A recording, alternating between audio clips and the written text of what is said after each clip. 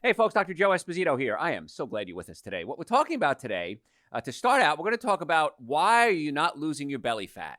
Because I get this question, several times a day usually.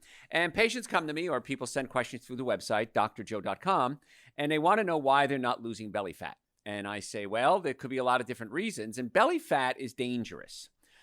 You can have fat on your legs, you can have fat on your arms, and that's bad. But when there's belly fat, it's actually fat around your organs. We call it visceral fat, viscera meaning your organs. And when fat forms around the organs can malfunction. And so that becomes a big issue. So unhealthy eating, of course, is the biggest reason why we have belly fat. But you'll notice that some people like a beer belly type thing. Why does it seem to form in that area? Too many bad carbohydrates and too many bad fats are the recipe, perfect recipe for that midsection expanding. Now, for men, if you have a waist over 40 inches, that's a sign that you need to take serious, dramatic action right away because that can affect your blood sugar, can affect your blood pressure, can affect your heart function, can affect your hormone levels. For women, a waist over 35 inches is a very serious warning. So that's the kind of the cutoff where we want to be. And if you have those issues, you really need to pay attention to this show. We've done other shows on weight loss too, but this one we're focusing specifically on belly fat. So what do you eat? Of course, everybody says, well, Dr. Joe, I don't know what to eat. If you go to our website, drjoe.com, and just type in, so what can I eat? What you'll see is something will pop up, a lecture that I did, and you can listen to that lecture. And we talk about what you can eat. We talk about breakfast, lunches, dinners, snacks, parties, raising kids. There's nothing we don't cover. Stocking your pantry, unstocking your pantry. So it's a great way for you to learn what to eat. And it's on a website, drjoe.com. It's absolutely free. And you could listen to it and learn a lot as to what to eat. Because a lot of people tell me, Dr. Joe, I'm willing to do whatever you tell me. I just don't know what to eat. I'm just lost. And so we go to our fallbacks. And I did a study once years ago. And I found that most people, when I had them write down everything they eat the same 8 to 10 foods over and over and over again. Many people's only 5 foods. And it's the same thing. It's chicken, it's toast, it's a bagel, it's cereal, it's whatever your main foods are. So what I tell people is this. If we can take those, let's say 10 foods, and replace them with 10 other foods, you're still eating, but you're eating better foods. You're making better choices. And so that's what I try to teach my folks is that you have to eat anyway. You might as well eat good food. And the secret always, and I've said this on just about every show I've ever done on weight loss, is you have to get the bad food out of the house. If you have bad food in the house, you're going to eat it. How often? In my case, 100% of the time. Now, I'm vegan. I've been vegan for about 34, 35 years now. And one of the reasons I did this is, for health, but also a lot of bad foods have dairy in them. A lot of bad foods have eggs in them. And so I said, if I go vegan, at least just vegetarian won't be enough for me. I got to go all the way vegan because I had to play head games with myself. I had to play tricks on myself to get myself to stop eating bad foods. And so I want to eat, has dairy in it, I can't eat it. Has eggs in it, I can't eat it.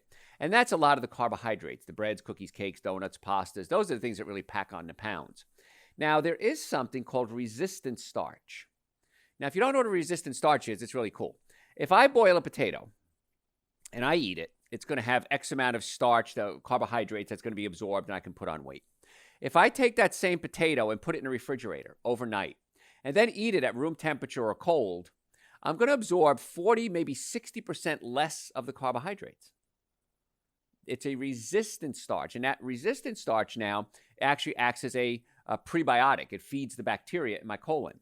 So if you have pastas and breads, which you shouldn't be eating anyway, not breads, you're going to eat them cold anyway, but if you eat pasta warm, it's going to be absorbed more than if it's cold. Now, you shouldn't eat pasta. It's pretty much pure sugar. I'm Italian. Sorry, Grandma. Don't mean to offend you. But if you're going to eat pasta, you can do like lentil pasta or soybean pasta. Now, is it as good as the wheat pasta? It's not. I'm not going to lie to you. A good wheat pasta, good from imported Italian wheat, it's pretty much hard to beat. But if you have to have the pasta, you could do something that doesn't have the wheat in it. The other thing, if you've listened to the show before, is wheat. I'm not a big fan of wheat because wheat has something in it called gluten. And gluten is made up of something called gliadin and glutenin. And these two proteins are very hyperallergenic, which means they can cause allergic reactions to occur. And they can cause an inflammatory reaction in the body. And when the bowels become inflamed, that inflammation can become systemic. What that means is it can go through the whole body. It goes through your whole system. And so I do recommend, no matter what diet you eat, you stay away from wheat and dairy products. And especially if you have an autoimmune disease. Okay, if you have Graves' disease, if you have Hashimoto's, if you have rheumatoid arthritis, lupus, these are all autoimmune diseases where the body is attacking itself, Crohn's, colitis. And so what we need to do then is we have to calm down the immune system. And the easiest way to calm it down, the fastest way, is give up all wheat and all dairy. And if you do that, no matter what your health situation is, do it for a week. No wheat, not even a little. No wheat, no dairy. Watch what happens. You will be fascinated as to results. You'll probably feel better, less bloating, you'll have more energy, and a lot of that belly fat that you think you have, which is what we're talking about today, isn't really belly fat, it's bloating. And so if you take out the wheat and the dairy products, a lot of that bloating and gas goes away, and the stomach seems to tighten up a little bit. So that's one of the tricks you can do as well. I take a digestive enzyme every time I eat a cooked meal. So on the website, drjoe.com, we have Dr. Joe's Digestive Enzymes. I take one every day I have a cooked meal. Now, if I eat nothing but raw food, I'm fine. If I eat a salad, if I have, cabbage, whatever it is, if I'm eating raw food, I don't have to take the enzyme. But anytime I eat a cooked food, I had some split pea soup the other day. Took 2 digestive enzymes because that's something that's a little harder to digest. But anytime you have cooked food, your body has to use up its own enzymes to break down the food. If you're eating raw food, it has enzymes in it, and about 60 to 80% of the digestion occurs from the enzymes in the food itself. Cooked carrot versus raw carrot. So much easier to break down a raw carrot because it has its own enzymes in it.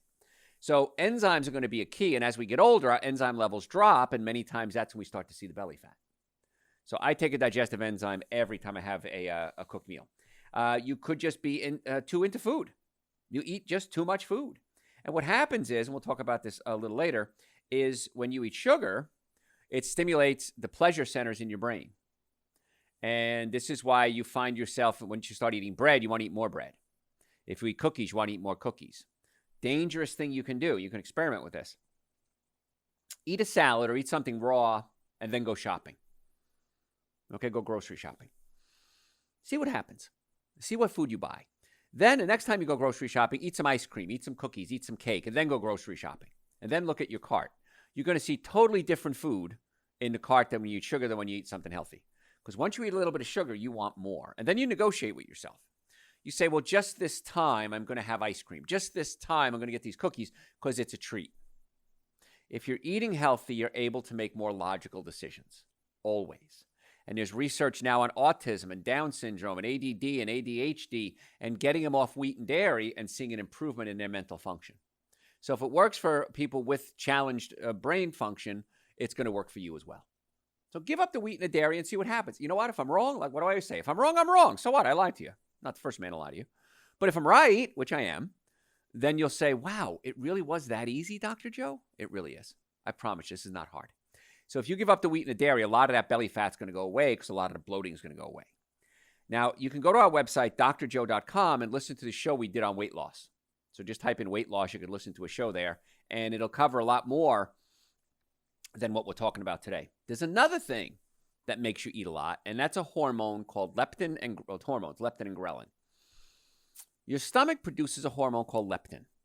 Leptin is released into your blood when you put food in there, and it goes up into your brain called the hypothalamus, part of the brain called the hypothalamus, and it tells you that you're full. Then the food passes on to the small intestine. Small intestine breaks down food, and once the small intestine absorbs the nutrients that it can, it releases a hormone called ghrelin.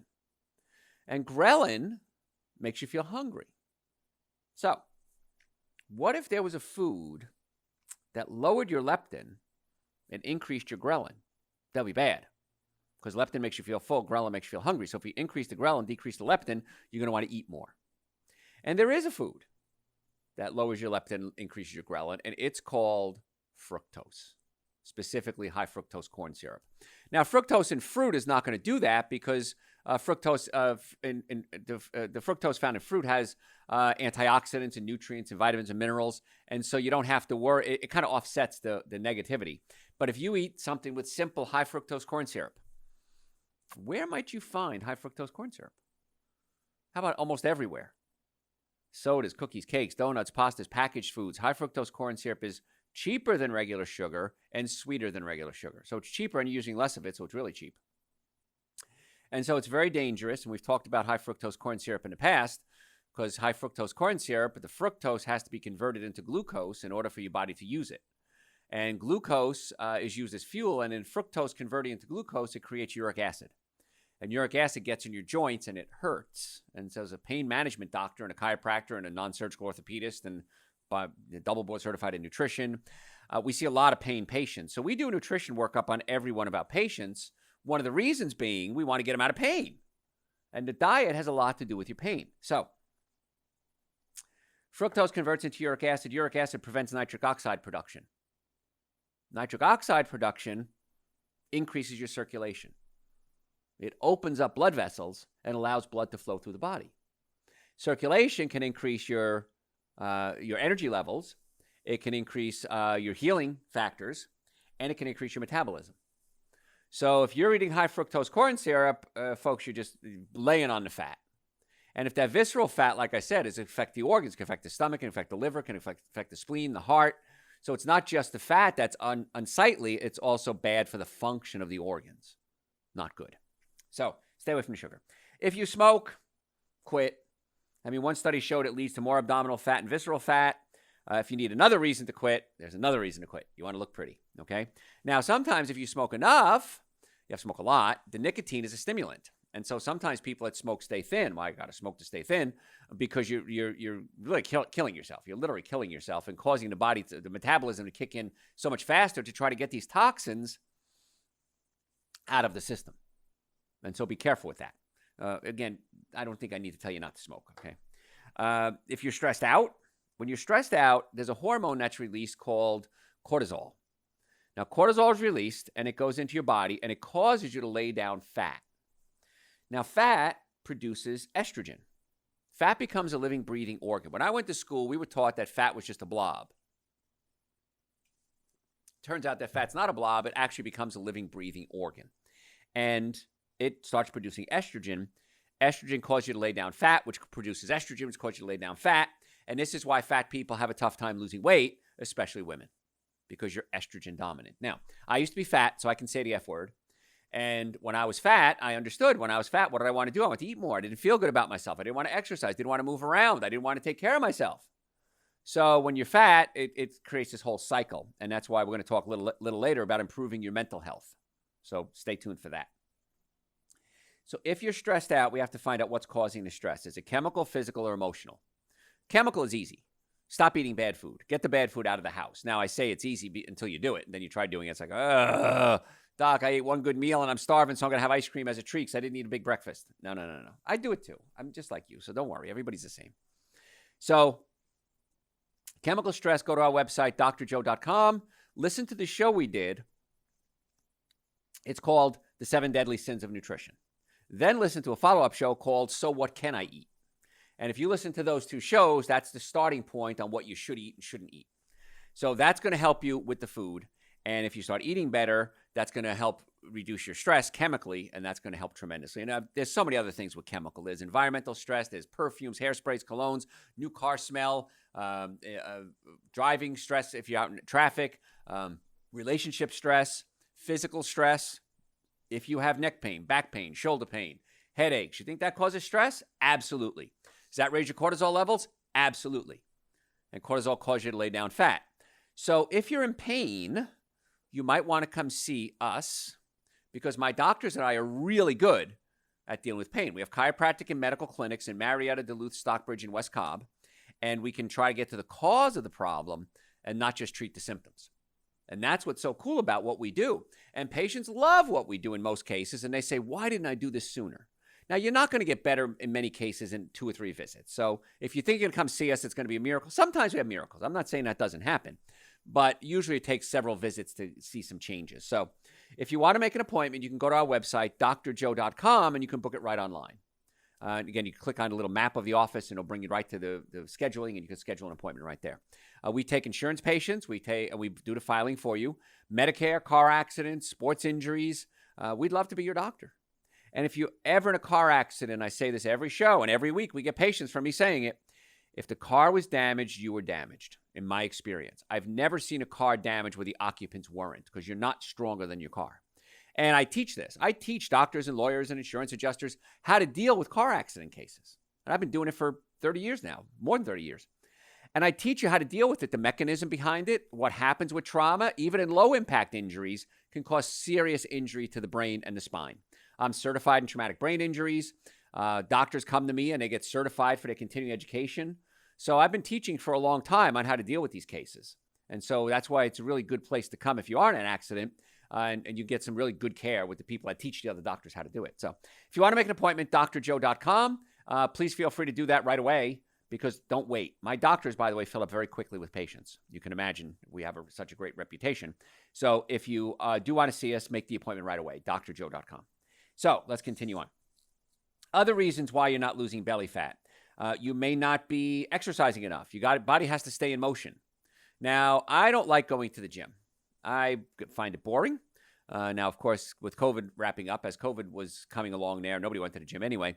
But I find it boring. And I've got traumatic injuries to my neck and my spine and my back. I have a fracture in my low back. And so there's a lot of exercises, traditional exercises, aggravate my back. So I have to do more non-traditional exercises. Swimming works real well. Hiking works real well. Gardening. I love gardening. I can squat down in my garden and pull weeds and grow my food. And so there's a lot of non-traditional things that I have to do. And that being said, find out what works best for you. If you don't like doing aerobics classes or spin classes or whatever it is, don't do them. Find out what's going to work best for you. I'm more of a doer. You know, I remember when I was in high school, I used to work out. I played football. I was about 210 pounds, and I played football. And my grandfather was a big mountain of a German man, and he worked physically his whole life. And I remember him looking at me one day and saying, "Ugh, you want muscles? Here's a shovel. Go dig a hole." A very profound statement, because not only was he mocking me, of course, but yeah, if you want muscles, use real muscles. You get some productivity out of what you're doing. So clean your house, wash your car, go pull weeds at my house, wash my house. I don't care. So get out there and start moving. And that's really is the best practical muscles you can get. And that's the healthiest kind you can get to. So if you're not exercising enough, get doing it. If you have acid reflux, heartburn, burping, gas, bloating, your stomach might be pushing up into your diaphragm. And that can cause things like acid reflux, heartburn. Then the food isn't being broken down in your stomach properly. It passes into the small intestine where essentially it rots. And proteins putrefy, carbohydrates ferment, and it causes a lot of gas and a lot of bloating. So I know if I start feeling fat, I know right away if I haven't eaten anything bad, my stomach is pushed up against my diaphragm, and I have to get my stomach adjusted. And all my doctors are trained by me, actually, to do stomach adjustments. And the main reason is they got to treat me. So I know if they're doing a good job, they're working on me, so hopefully they'll do a good job on you as well. So we can actually take the stomach and physically pull it down away from the diaphragm, and many times it stays there, and it changes your life. Because I'm dieting, Dr. Joe, I'm eating right, I'm vegan, I eat raw foods, I still got this bloating. It could be a physical problem, not just a chemical problem. And so that's why you got to fix the physical regardless of whether you fix the chemical or not. And then when you do the both, that's when you really start to see those good results. So that's why it's exciting. You want to get that taken care of. We talked about getting the processed foods or the bad foods out of the house. If they're there, you're going to eat them. Sorry, just how it is. Fake meats. I'm not a big fan of these fake meats. They have fake hamburgers and fake hot dogs and fake ham and fake sausages. And I've tried most of them, and they taste pretty good. I like them. However, they're so processed that it's not a health food anymore. It's better than meat. I'm not saying it's worse than meat. It's better than eating the meat, but I still don't like it. And a lot of people get headaches, and I get a headache because when they process a lot of these proteins, like textured soy protein, it creates something called glutamic acid, monosodium glutamate, basically. Or they add yeast extract, natural flavors, and that's monosodium glutamate, and too much glutamic acid gives me a blazing headache. So I've learned that if I eat processed meats, chances are I'm going to get a headache the next day. And so I'm not a big fan of the processed meats. There's so many other vegetables to eat. What do you got to eat a hamburger for? There's plenty of other things you could eat. You like beer, of course. You got to cut that out. Of course, beer is going to make you fat. It gives you the beer belly. It really does. That's not a joke. If you're drinking a lot of sports drinks or energy drinks, those things are very dangerous too. They can affect your metabolism, and they can cause a lot of fat to build up in your belly. So if you open your refrigerator and you're loaded with sports drinks, that's probably something you want to get rid of. When you're thirsty, by the way, your body's thirsty for water. Now, if you're an extreme athlete, you're working out in the sun, you're working out for 40, 50 minutes, sweating hard, maybe you do need to replace some electrolytes. Have a banana. Take some air-dried sea salt, maybe a quarter teaspoon, mix it in a couple glasses of water and drink that. The sports drinks, there's a little tiny benefit to them, but I feel the negatives far outweigh the positives. The chemicals, the additives, the colors, the dyes, the sugars, the artificial sweeteners far outweigh any benefit you can get that you could just get from simply eating a banana or something along those lines. Another reason you may be getting fat is you're not drinking enough water. Studies show that drinking more water can help you lose weight. Now, choosing water instead of sweetened drinks, of course, is a better choice. I drink a lot of tea, herbal teas. I can't do caffeine, gives me a headache. So I'll do herbal teas. If I'm doing a lecture or a radio show or TV show, I'll drink something called slippery elm tea. Slippery elm helps coat your throat, so it's nice when you're talking a lot. But please, folks, drink enough water. If just drinking water alone is probably going to help you lose weight. And that's one of the easiest, quickest, certainly cheapest things you can do. Now, there is some genetics involved. Striking the right balance between what you're eating and making sure your abdomen muscles are strong and making sure your spine is healthy, you're taking the right supplements, you can fight that genetic flaw. You can't say, well, I got genetics, I'm going to be fat. Nah, you can fight it in most cases, which is nice. You're hungry all the time. Of course, that's a big issue. One of the easiest ways to curb your appetite is the supplements I talk about every day, Dr. Joe's Super Greens and Dr. Joe's Essential Source. They're 2 powders. They taste great. I take a scoop of each, mix it together, and I drink it with coconut milk, almond milk, oat milk, water. I made a smoothie this morning with a frozen banana, and I drink that every day. And when you're hungry, you're not hungry for food. You're hungry for nutrition. So if I'm going to give you a super high concentration of nutrients to start your day, chances are you're going to eat a lot less food. I have patients tell me all the time, Dr. Joe, I can't afford not to take Super Greens and Essential Source. Because when I take it, I eat less food and I save so much money. I feel better. I lose weight. I have energy. I feel it helps every function of my body, and I eat less. Because again, you're not hungry for food. You're hungry for nutrition. So just remember that too. If you're not sleeping well, of course, not getting sleep can certainly have an adverse effect on your weight. Turn off your phone. Turn off your laptop. Go to bed at the same time every night if you can. Certainly avoid alcohol before you go to bed. If you exercise, I used to play hockey. I play hockey at night. I could not sleep. I'd come home from a game. I was wide awake. So now I realized I can't do that. No, I was in my 30s at the time too, but I can't do that anymore. Because if I do that, I can't sleep. So I got to take a wind down time before I get ready for bed. And I have to start preparing myself. Now, I don't want to wind down too soon, because then if I fall asleep too early, then I wake up at 2 o'clock in the morning. So you got to find that Goldilocks zone. You got to find the perfect time that works for you, and that's going to help your cortisol levels. Because when you're awake, cortisol levels spike in the morning and then supposed to drop toward the evening. If you're kicking in your cortisol late in the evening, it's going to have trouble sleeping, and cortisol, as we said earlier, helps you lay down fat, and fat produces estrogen. Estrogen causes you to lay down fat, and it counteracts testosterone, and so it's a big mess. So, folks, I'm almost out of time for this segment. If you have any questions, send them to me through the website, drjoe.com, drjoe.com. If you'd like to make an appointment, neck pain, back pain, shoulder pain, car accident, we have a medical division. We can do pain management. We can do spinal injections. We can do PRP, exosomes. These are things that can actually help start to regenerate some of your cartilage. It's called regenerative medicine.